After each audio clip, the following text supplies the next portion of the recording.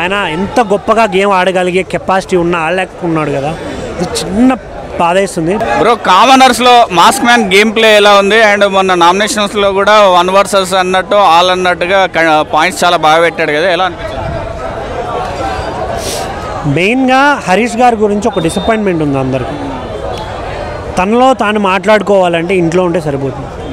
తనకంటూ ఒక ఎయిమ్ ఉంది, ఏదో సాధించాలని వచ్చిన వ్యక్తి గేమ్ ఎలా ఆడాలి, ఎలా ఆడించాలి, ఎలా మింగిల్ అవ్వాలి, ఎలా అందరితో ఇదవ్వాలి అని ఆలోచించాలి. కానీ అన్నం మీద అలగడం, మూల కూర్చోవడం, ఇలా చెప్పుకుంటూ పోతే చాలా థింగ్స్తో ఇష్యూ ఉంది.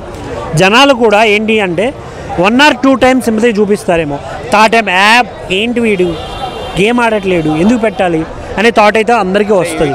ఇంప్రూవ్ అయినట్టు అనిపిస్తుంది. నాగార్జున గారు వాళ్ళ వైఫ్ చెప్పింది ఫన్ సైడ్ చూపించమని మేబీ ట్రై చేస్తున్నట్టే ఉన్నాడు. బట్ ఎక్కడ అంత నథింగ్ చేంజ్, అట్లాగే ఉందనే ఫీలింగ్ అయితే ఉంది. ఇంకోటి నామినేషన్ పాయింట్స్ గురించి మాట్లాడారు కదా, వాళ్ళు చెప్పిన పాయింట్స్ కరెక్టే, ఈయన ఇచ్చిన ఆన్సరు కరెక్టే. ఎందుకు అంటే అందరు మనస్తత్వాలు ఒకేలా ఉండవు, అందరు వే ఆఫ్ థింకింగ్ ఒకేలా ఉండదు. సో వీళ్ళు ఒకలా ఆలోచిస్తున్నారు, ఆయన ఒకలా తీసుకుంటున్నాడు.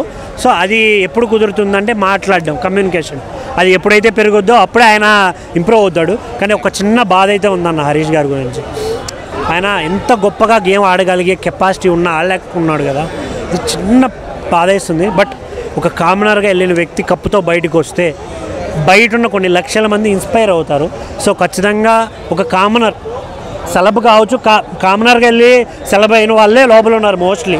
సో ఎవరు గెలిచినా నీతిగా నిజాయితీగా గెలవాలని కోరుకుంటున్నాను.